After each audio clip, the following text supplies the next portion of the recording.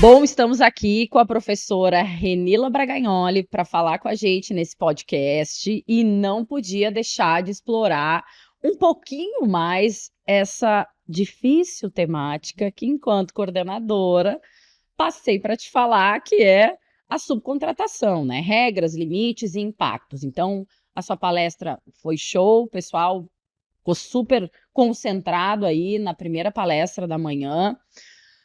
Mas a gente sabe que é um assunto extremamente polêmico, né? E que muitas vezes a própria subcontratação gera uma desconfiança, mas entendo eu que uma desconfiança muito mais voltada numa falta de conhecimento sobre regras de subcontratação. E como você entende, né, que a gente pode transformar esta insegurança, né, numa boa execução contratual quando a gente trata de subcontratação? Como você bem falou, Vivi, muito obrigada pelo convite e pelo desafio, né, de se falar sobre subcontratação. É um tema que ele ainda é pouco explorado, apesar de ser uma ferramenta contratual relevante. Então, a nova lei de licitações, ela mudou um pouco a regulamentação da 8666. Então, talvez ela tenha deixado tão aberto que trouxe a insegurança.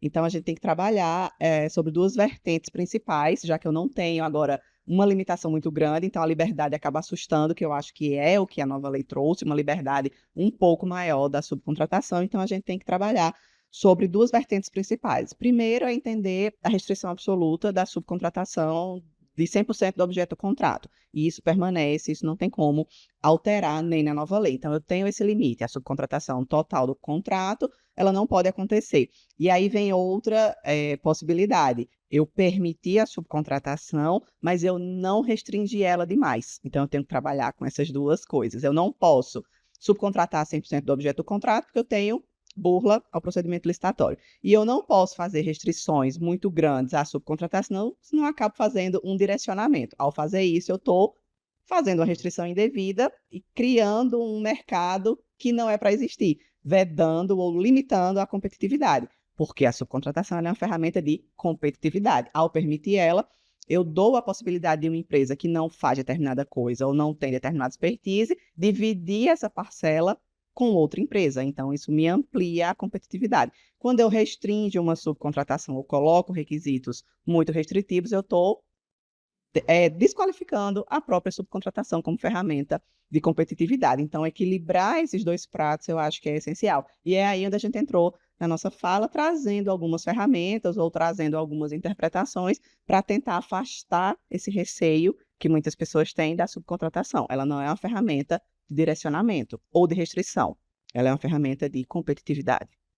Não, perfeito. Até você falou um pouco sobre os limites, né, que a gente tem em relação à subcontratação, mas o que você entende como um limite estratégico, né, que a gente poderia observar aí em relação a essa subcontratação? Mais uma vez, talvez o grande benefício da nova lei de licitações é chamar muita atenção ou colocar muita luz para a fase do planejamento. Embora a subcontratação ela seja uma cláusula contratual, ela vai acontecer em muitas vezes o contrato já na metade ou bem ultrapassado, às vezes é no começo, não tem bem uma limitação certa, ela é uma coisa que tem que ser definida no momento do planejamento. Então, o limite, como eu coloquei na palestra, tem a lenda urbana, até brinquei com os alunos, do 30%, mas não está em lugar nenhum. E muitas vezes o limite ele não é em porcentagem, ele não é em valores, ele é em serviços, ele é especificado. Então, o limite ele vai ser estudado no binômio do prática do mercado com interesse público. Não tem uma fórmula mágica, vai depender do objeto do contrato, mas o limite ele é individual, não tem como impor, como a lei não colocou, ela colocou os limites autorizados pela administração. E o limite vai ser autorizado dentro de cada passo, de cada fase do planejamento. Um ponto também a gente fala muito, né, sobre gerenciamento de riscos, né, numa contratação em geral, tanto na fase de planejamento quanto na fase do procedimento e na fase de execução contratual, que eu acho que é onde tem uma incidência maior de riscos que podem acontecer sob o aspecto da subcontratação. E o que tu entende como uma boa prática, né, para evitar esse tipo de risco no bojo da execução contratual quando a gente está falando sobre subcontratação?